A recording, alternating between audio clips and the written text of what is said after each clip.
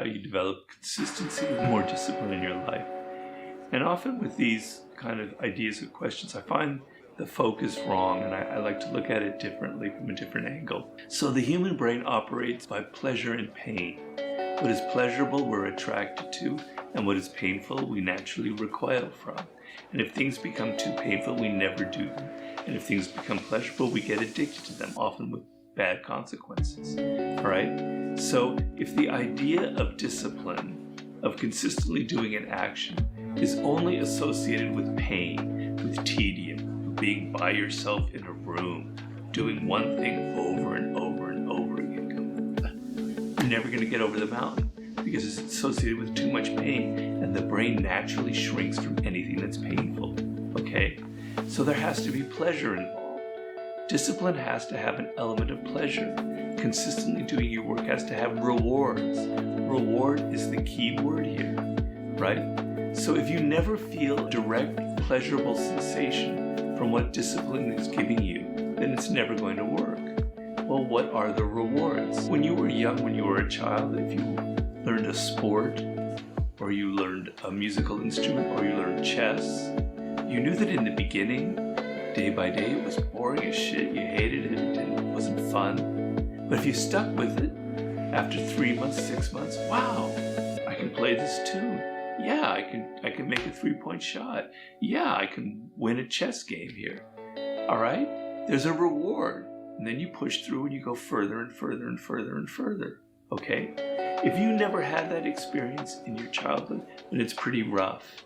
I think most of us have had that in some kind of endeavor. But if you've never experienced a reward from discipline, it's going to be very difficult for you. But you have to know that after the 3 months or the 6 months of sitting in your office and writing every single day over and over and over again, if you're trying to write a book or a novel or whatever, it's boring as hell.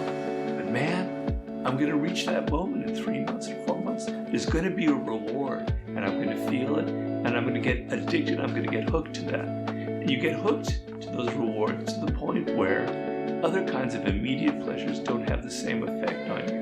And you want this again and again and again in your life. The highs that come from actually reaching your goals.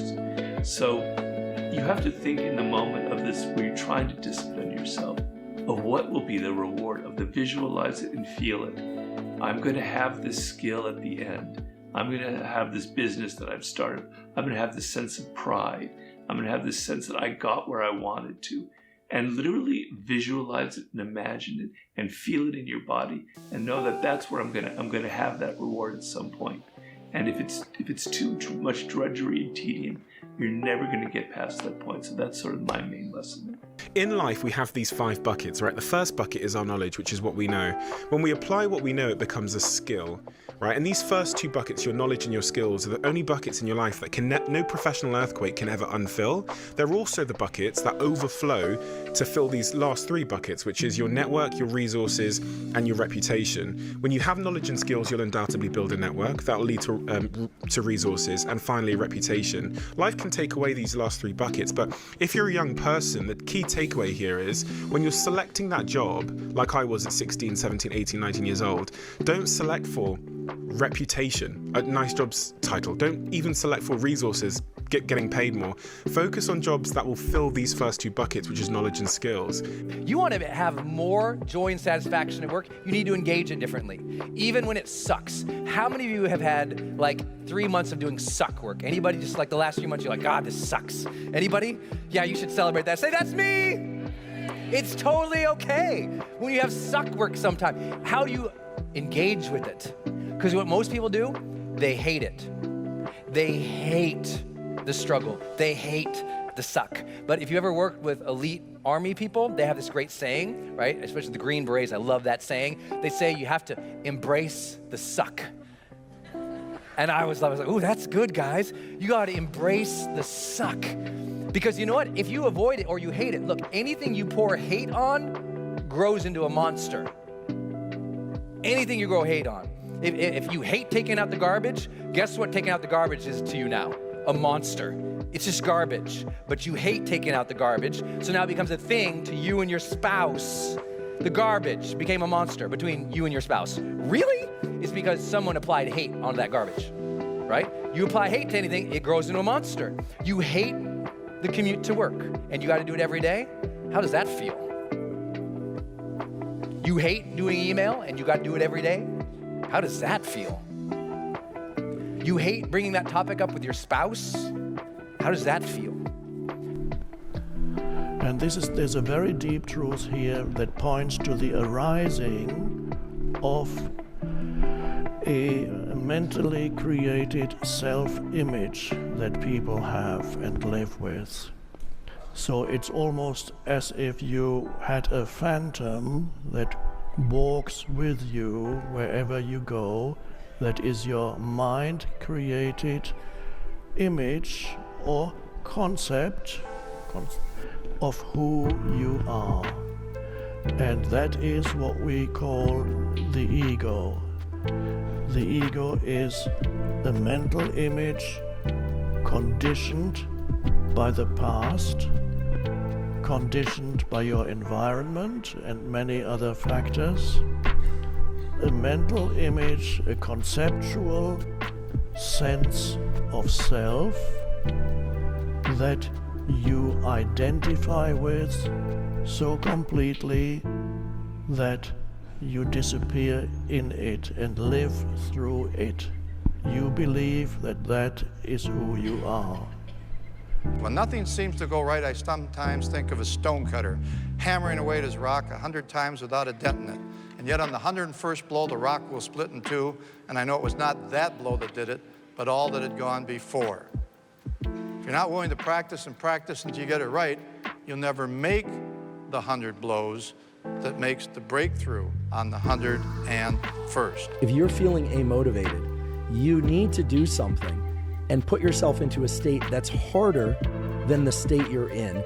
So for instance, if you're sitting around feeling amotivated or you find yourself tending to tasks that are irrelevant to the goal that you really should be focused on, you need to put your body and mind into a state of discomfort quickly. And the way to do that is to either engage in some tangential activity, meaning an activity not related to your goal that puts your body into a very different state. So here again, I'll default to the obvious one, which is something like cold shower or cold immersion, which not only increases dopamine long-term, or over several hours rather, but for most people is experienced as pain. That pain causes a rebound out of that dopamine trough faster than it would occur if you had just stayed in that amotivated state and waited for it to go away, or done something like cleaning up that for whatever reason felt like it required less friction. When I say friction, I mean limbic friction. Your limbic system is always in this dialogue with your forebrain. And limbic friction goes two ways. Limbic friction can be you're tired and you don't want to do something, and so you have to, quote unquote, motivate to do it, energize yourself to do it. Or limbic friction can be that you're nervous and scared and anxious to do something, and you have to calm yourself in order to lean forward into action in order to do that thing despite the anxiety. My personal question to you is, why not you?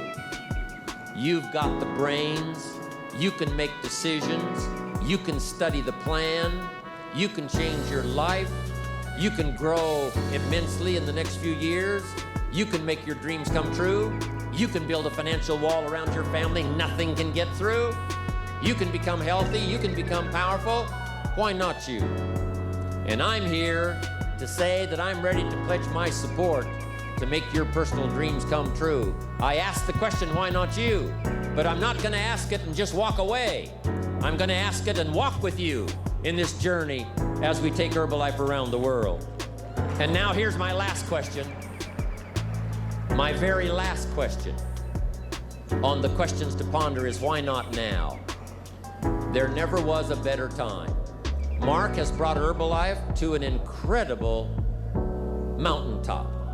He's brought Herbalife with the help of others who have brought it here. It has been brought to a special moment. Barcelona was special, and Orlando was outrageous. But I'm telling you, this extravaganza has been the most awesome thing I have ever seen. All of your cooperation, the way you have learned and listened and worked hard to get it all, I congratulate you for that. But Mark brought us here. And what a time now for us to take this dream and not let it die. Take this dream and give it life. Take this dream and breathe into it your own personal spirit until finally it becomes a flame that burns around the whole world. Let's go do it now.